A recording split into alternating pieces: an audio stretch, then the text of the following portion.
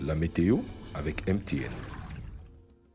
Bonsoir mesdames et messieurs, ravi de vous retrouver. C'est toujours en alerte que nous démarrons ce bulletin météo car il est annoncé des risques d'inondation suite à une activité pluvieuse intense qui va s'abattre tout au long de la nuit et même demain matin. On a des villes qui sont mises sous vigilance orange. Ces villes sont retrouvées dans la région de l'ouest comme vous le constatez et même on a une partie du sud-ouest. Demain, ça sera beaucoup plus intense. On atteindra même le nord-ouest, le sud-ouest et c'est des pluies qui pourront être accompagnées de vents violents, d'une vague de froid importante. Soyez donc très prudents et surtout couvrez-vous. Côté température cette nuit, les températures sont redescendues. On a une minimale de 16 degrés dans la région du nord-ouest et là c'est la température minimale. Contrairement à l'extrême nord où on atteindra les 26 degrés comme vous pouvez le constater. Les variations iront de 23 à 25 degrés dans la région du nord, de 16 à 19 dans la région de l'Adamawa. Au centre, ces températures sont comprises entre 19 et 21 degrés. Et donc mesdames et messieurs, nous vous recommandons toujours beaucoup plus de vigilance, de prudence et surtout assainissez votre environnement. Excellente soirée.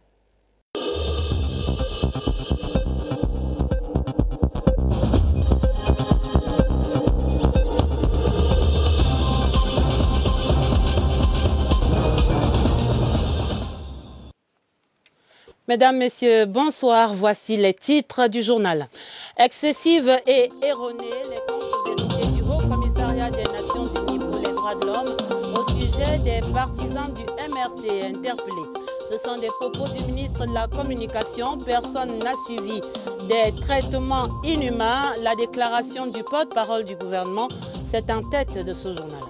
Effective la rentrée universitaire 2020 à travers le Cameroun. Le dossier du 20h30 fait le point sur les innovations du e-learning aux mesures sanitaires et sécuritaires.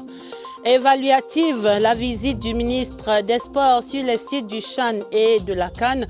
Nous retrouverons ces délégations sur le site de Douala. Ce sera en page des sports du journal. Voilà pour les titres. Développement après ce message.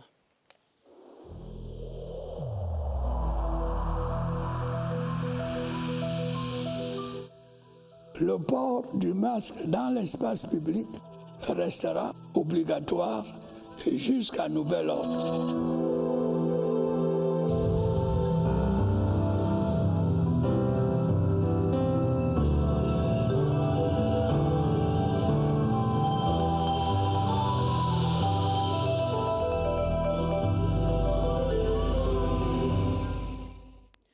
Ouvrons donc le journal avec ces précisions du gouvernement au sujet des 294 leaders et partisans du MRC interpellés, dont 109 sont déférés au parquet.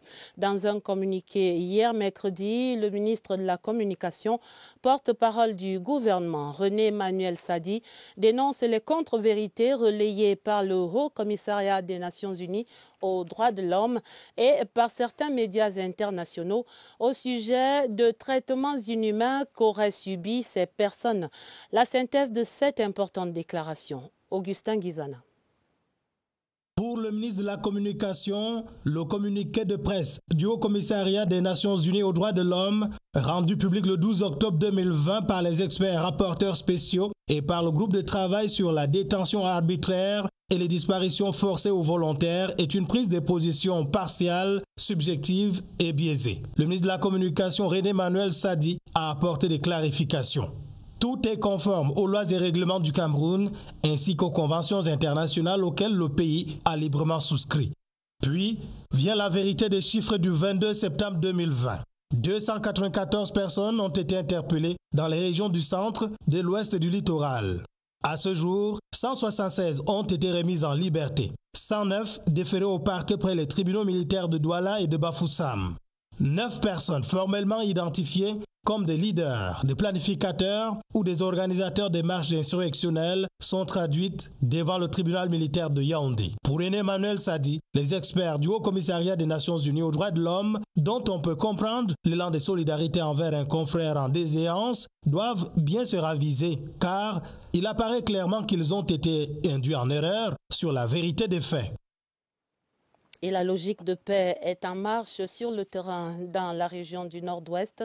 Les populations de l'arrondissement de Kumbo, dans le Bui, s'insurgent contre les tueries et les violences terroristes contre les civils. Les gardiens de la tradition dans cette localité organisent des marches depuis quelques jours maintenant pour exorciser le mal et ramener la paix dans cette région. Carton rouge contre les violences, c'est un reportage de Laurent Chissoukbe à Kumbo. C'est un acte traditionnel inédit à Kumbo. Les sociétés secrètes animées par l'esprit des ancêtres veulent mettre fin à l'effusion de sang dans cet arrondissement qui a essuyé pas mal des actes de violence et d'assassinat depuis le début de la crise sociopolitique. Tout ça, c'est pour invoquer les ancêtres de venir intervenir dans tout ce qui se passe ici à Kumbo. Les notables ont fait leurs incantations. En philindien paré de leurs attributs traditionnels, ils ont parcouru les différents artères de la ville. Cette marche rythmée des cris et des chants puisés dans le lexique de la tradition de ce peuple annonce également le retour de leur chef traditionnel dans nos villages. J'ai toujours dit à ma population que la solution de ces crises est entre leurs mains. Je suis très content parce que les autorités traditionnelles ont pris le devant et je sais que la population va suivre. Cette parade de sociétés secrètes, selon les grands notables de la place, a pour objectif final d'associer les ancêtres dans le combat pour la fin des exactions. Ouvrons le dossier du journal à présent pour des échos du grand jour pour les COPS. Ce jeudi 15 octobre 2020 était en effet jour de rentrée académique à travers les universités et certaines institutions universitaires au Cameroun. Première journée consacrée à l'orientation des nouveaux étudiants, aux préinscriptions et autres réunions de coordination. Et face à la persistante du Covid-19, les dispositifs d'enseignement en ligne et de protection sont déjà visibles.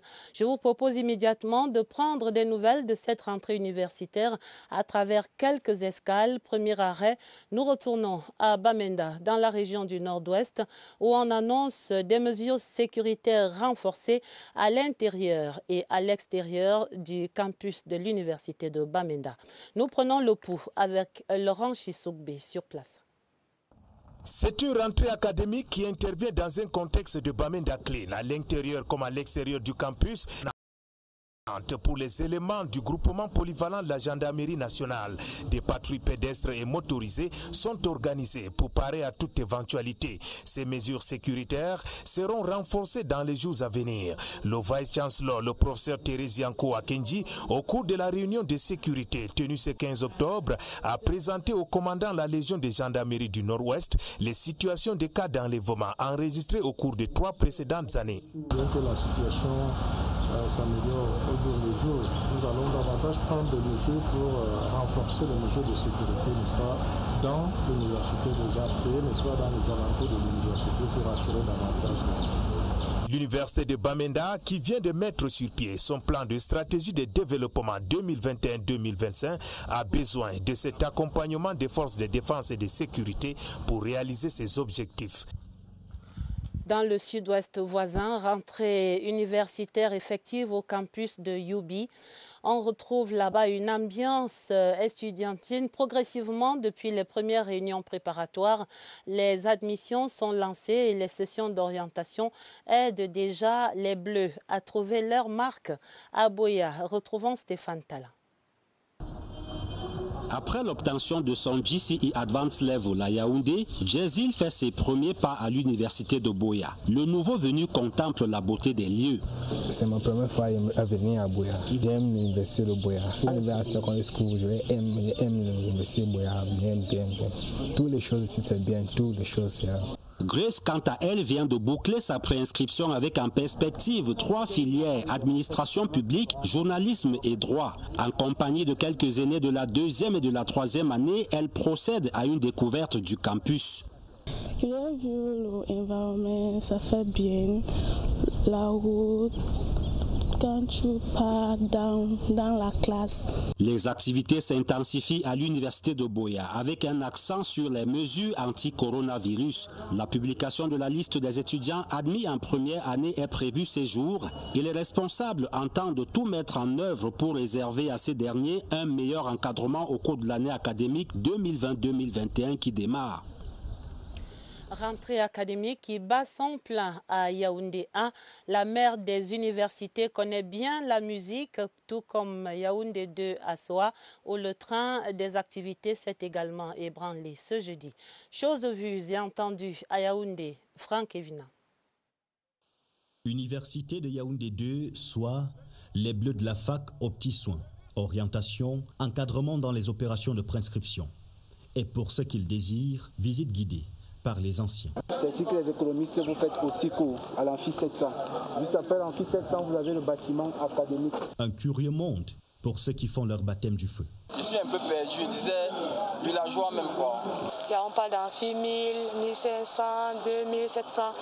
C'est ce que je n'avais jamais entendu parler. Ici, comme à l'université de Yaoundé 1, les amphis restent clos. Le début effectif des cours est annoncé pour lundi. En attendant, on affine les stratégies et réactive le dispositif anti-Covid-19. Il y a tout un kit de lavage de mains, puis un contrôle du port systématique des masques. Les bancs dans les salles de classe ont été numérotés de façon à ce que la distanciation spatiale soit respectée.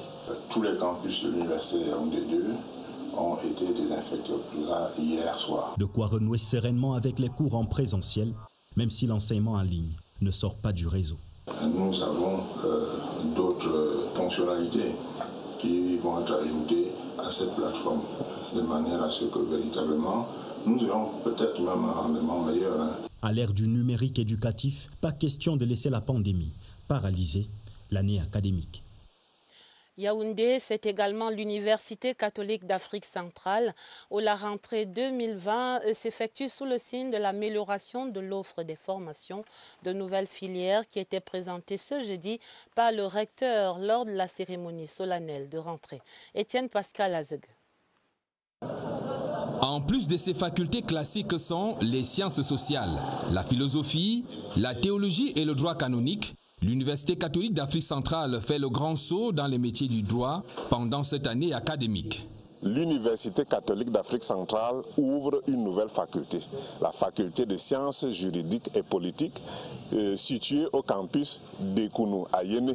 La spécificité de cet enseignement, c'est insister sur les nouveaux métiers du droit et les particularités de dévolution et de responsabilisation des populations par rapport à la gestion de la chose commune.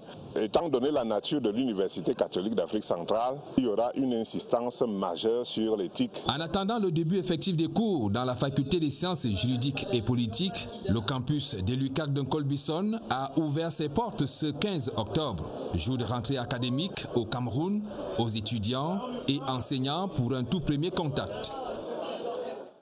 Même ambiance de rentrée universitaire à Douala et là-bas, les enseignants, pour ce qui les concerne, la particularité cette année, c'est entre autres l'arrivée des jeunes recrues de ce programme spécial décidé par le président de la République. Allons voir donc la rentrée de ces enseignants nouveaux à l'université de Douala et là-bas d'ailleurs, certains sont actifs depuis l'année dernière déjà. Napoléon Bonaparte Besson. Chaque année, près de 60 000 étudiants frappent aux portes de l'université de Douala qui compte à ce jour près de 1500 enseignants. Un nombre d'encadreurs majoré grâce au recrutement spécial lancé par le chef de l'État en 2019. La première vague du recrutement spécial a eu lieu l'année passée. Tous les assistants qui ont été recrutés dans cette vague-là ont déjà effectivement pris fonction. Leurs contrats ont été signés. L'université de Douala avait bénéficié de 90 postes. La deuxième vague qui est en cours, l'université de Douala a bénéficié de 70 postes. Et pour les 70 postes, nous avons reçu en tout 375 dossiers. Ce 15 octobre, les COPS sont bien présents dans les différents campus, bien accueillis par des conseillers d'orientation de circonstances. Le processus ici consiste à les accueillir, les mettre en confiance, expliquer le processus qui conduit à la première inscription à l'université de Douala. Les dispositions sanitaires sont au rendez-vous à toutes les entrées. L'installation d'une connexion Internet à large échelle et à haut débit est en cours. Et vous venez de l'entendre, partout à travers ces campus, la révolution numérique est bien en marche et les ordinateurs PBHV, dont du chef de l'État Paul Biya aux étudiants, trouvent tout leur sens et leur importance en cette rentrée académique où les universités entrent de plein pied dans le système du e-learning. Allons donc voir cela sur place, l'opérationnalité à l'université de Maroua, où le recteur affirme que le dispositif des cours en ligne est archi prêt. Confirmation dans ce reportage de Malmoussa, le Doublaise. Le e-learning trouve un terrain favorable à l'université de Maroua. Ces étudiants ont déjà de quoi s'adapter à ce nouveau mode d'enseignement. Les étudiants ont déjà bénéficié à date de 32 821 ordinateurs PBHEV. Quand on parle effectivement du e-learning, c'est la mise à disposition de ce matériel. Dans ce domaine de cours à distance, les étudiants de l'université de Maroua ont une expérience.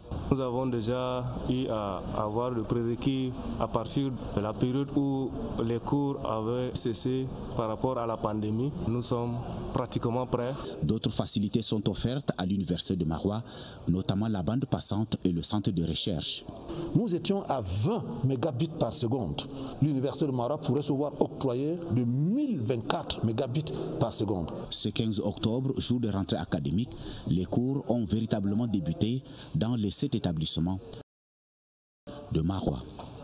À l'université de Ngaoundéré, un peu plus bas, c'est dans la Damawa, rentrée effective, mais quelque peu timide pour ce qui concerne les nouveaux étudiants.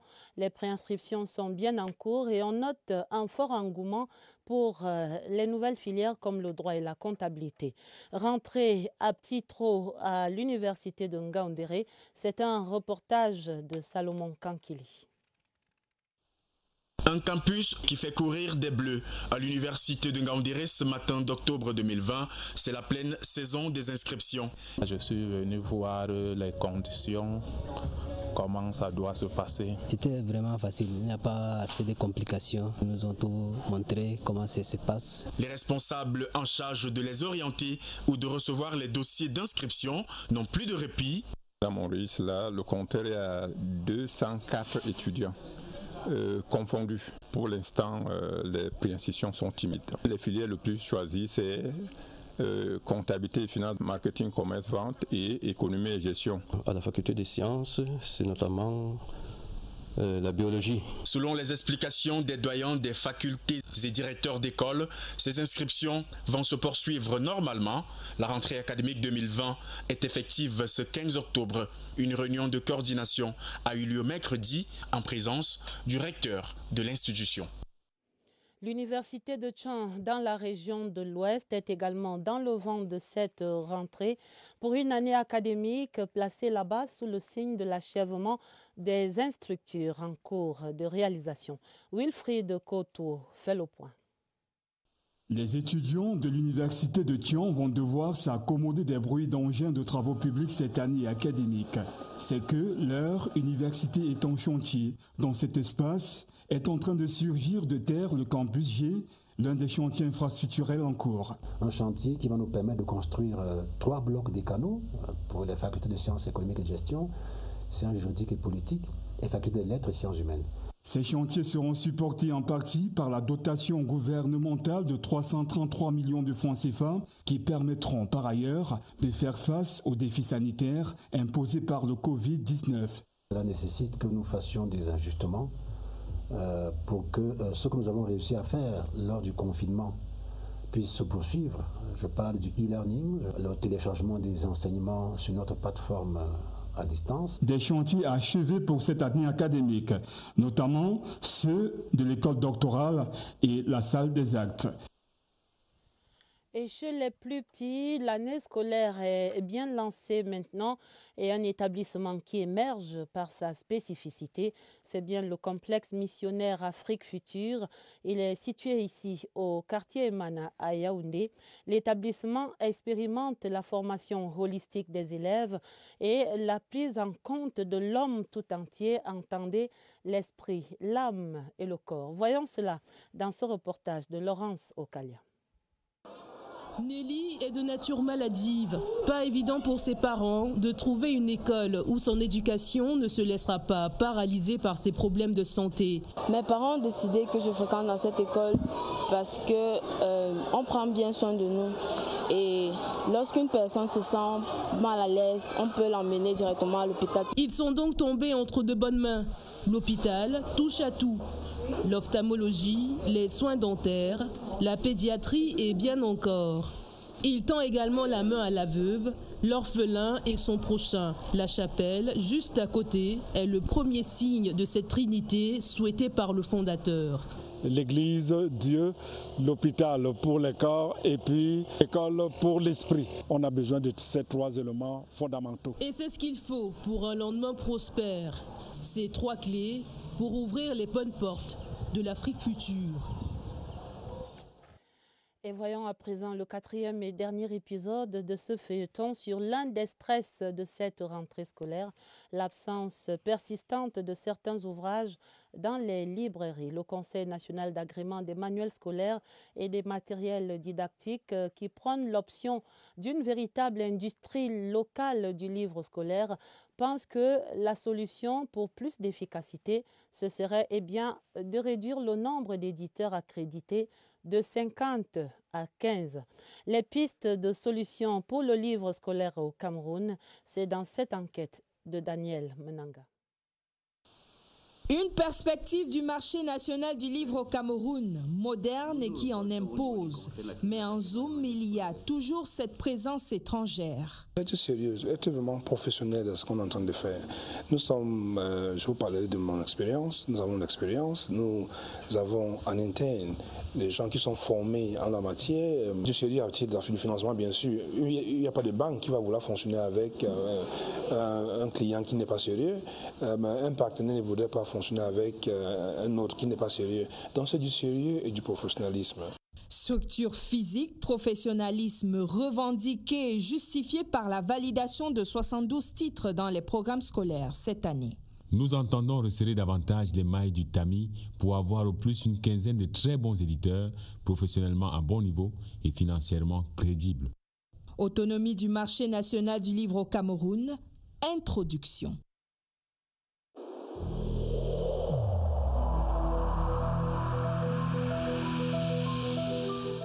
N'oublions pas que la négligence d'une seule personne peut nuire gravement à l'ensemble de la communauté.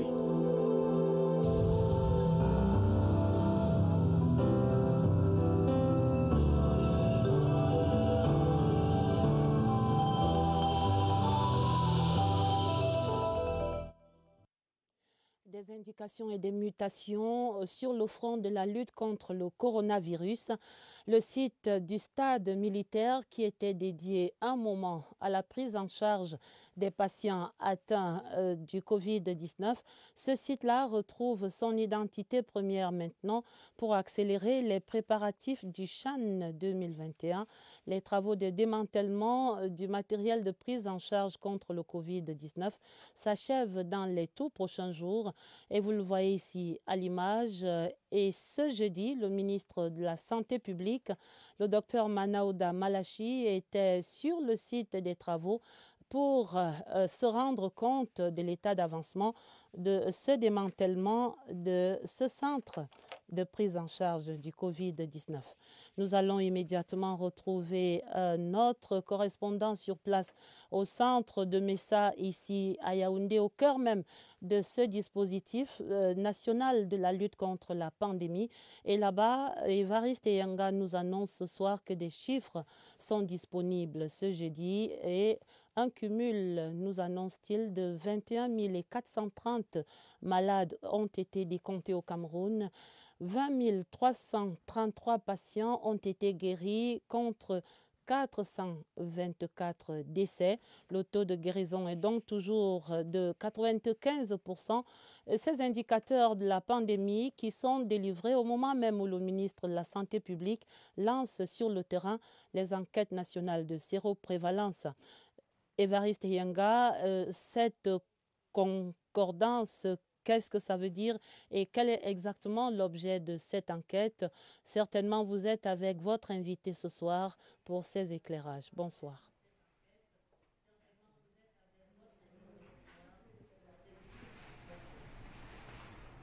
Bonsoir Adèle, les chiffres l'indiquent, la maîtrise de la pandémie se poursuit, mais à côté de cela, les enquêtes de séroprévalence ont lancé officiellement dès ce jour ont plusieurs objectifs. Je voudrais me limiter à deux, établir une carte de l'infection au Cameroun. Il s'agit aussi de disposer à terme d'un document de pilotage qui permettra de réajuster la stratégie à long terme. Il est question de pouvoir être, c'est une ambition du personnel médical, être le premier pays africain à pouvoir éradiquer la pandémie du coronavirus Covid-19. À côté de cela, autre information, c'est le point de presse de ce soir qui portait sur la santé mentale. On en reparle avec le docteur Laure Menguene. Bonsoir docteur. Bonsoir Évariste. La santé mentale, à quoi cela renvoie? Merci beaucoup. La santé mentale n'est pas la maladie mentale. La santé mentale se définit comme un état de bien-être qui permet à l'individu de se réaliser, de faire face au stress de la vie quotidienne, d'être productif et utile à la communauté. Donc, quand on parle de la santé mentale, elle a un impact non seulement sur la santé, mais sur la productivité des individus et également sur le développement d'un pays. Alors, cette santé mentale, en quoi peut-elle être utile à un patient Covid-19 positif? Voilà, la santé mentale à travers l'unité de prise en charge psychologique redonne l'espoir aux personnes testées positives.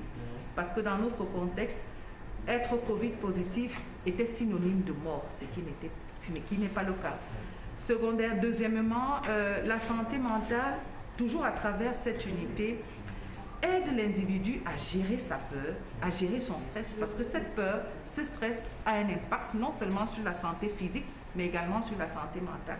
La santé mentale également permet de lutter contre la stigmatisation en donnant les bonnes informations à la population. Et enfin, la santé mentale, à travers cette unité de prise en charge psychologique, prône beaucoup d'amour, c'est-à-dire bonne communication, bonne interaction, solidarité, ces éléments qui mettent l'individu dans un état de bien-être qui va booster son système immunitaire qui pourra faire face à la maladie. Merci, docteur Laure Menguene. Je rappelle que vous faites partie de l'unité prise en charge psychologique dans cette riposte. Demain, il y a ce rendez-vous. On va parler de l'apport des partenaires nationaux et internationaux du ministère de la Santé publique. Merci au docteur Laure Menguene. Et un acteur de poids dans cette riposte contre le Covid-19, c'est également le CRESAR, le Centre de recherche pour la santé des armées, qui recevait ce jeudi le ministre délégué à la présidence chargé de la Défense et le ministre qui annonce que ce centre participe efficacement à la recherche et au diagnostic biomédical des forces de défense au Cameroun. Les conclusions de cette évaluation de Joseph Betty-Assomon, c'est dans ce reportage de Pierre Evembe. Les forces de défense camerounaises, ce n'est pas qu'une affaire d'armes et de munitions.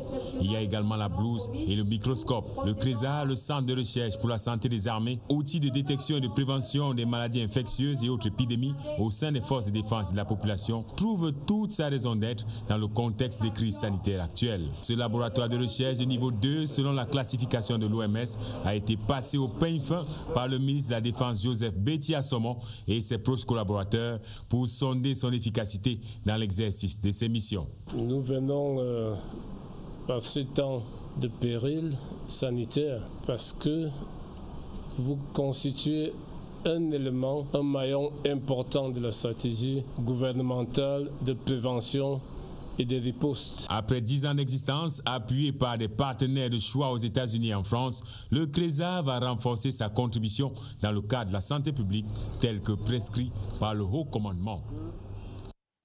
Dans les actes du président de la République, ce jeudi, le chef de l'État a signé un décret qui nomme M. Mpouel Bala Lazare, ambassadeur extraordinaire et plénipotentiaire de la République du Cameroun auprès de la République du Congo. Son Excellence Mpouel Bala Lazare, qui était précédemment en poste à Malabo, en Guinée équatoriale. La fin ce jeudi d'une session de formation, un séminaire de 5 semaines sur le maintien de la paix. Le stage organisé par l'Association africaine de soutien à la paix a rassemblé 30 participants venus de 30 différentes institutions africaines. Jean-Pierre Congé, notre reporter, était à l'œil force pour la cérémonie de clôture de cette formation. Mettre à contribution le tel enseignement pour contourner l'obstacle Covid-19. 30 participants, dont 8 Camerounais venus de diverses institutions formant un maintien de la paix en Afrique, ont été outillés en technique de e-learning pour pouvoir continuer à partager les bonnes pratiques en matière de maintien de la paix. Les facilitateurs nous ont permis d'acquérir toutes les techniques, tous les outils, l'approche, la méthode qu'il faut pouvoir mettre en œuvre pour arriver à atteindre cet objectif. C'est une plus-value très importante pour moi de voir dans quelle mesure aussi on peut intégrer cette approche-là à l'École supérieure internationale de guerre. Pendant la cérémonie de clôture organisée en visioconférence par l'APSTA, le général de brigade André Patrice Bitoté a invité les participants à transmettre les connaissances acquises en 5 semaines pour accroître les capacités de maintenir la paix en Afrique. Avant la page des sports, je signale ce télégramme officiel de félicitations du président de la République, son Excellence Paul Biya, télégramme adressé à M. David Mouldrov-Besley, le directeur exécutif du Programme alimentaire mondial, le PAM, secrétaire général adjoint de l'Organisation des Nations Unies. C'est à l'occasion de l'attribution par le Comité Nobel du prix Nobel de la paix 2020 donc au Programme alimentaire mondial. Le ministre des Sports et de l'Éducation physique est en évaluation des infrastructures sur le terrain après le Sud-Ouest hier. Le professeur Narcisse Mouele-Kombi était à Douala ce jeudi. Retrouvons-le donc dans cette étape où le stade Mbappé-Lépé a particulièrement retenu l'attention. C'est dans ce reportage de Alvin Baonganzi à Douala. Les paramètres du stade Mbappé-Lépé de Douala font monter la température.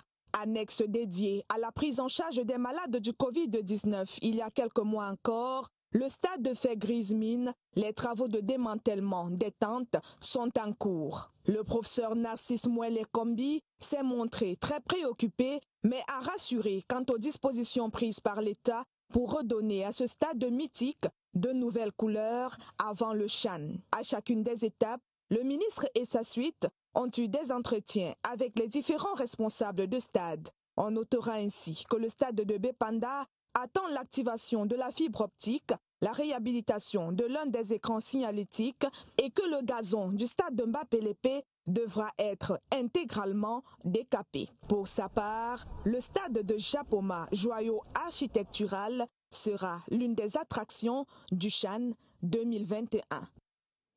Vivement ces moments-là.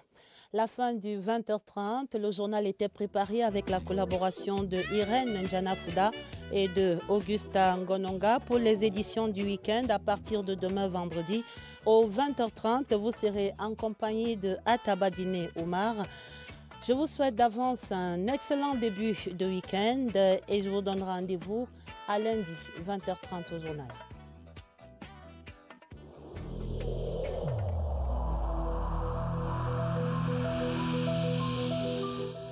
Évitons de stigmatiser ceux qui sont atteints par la maladie.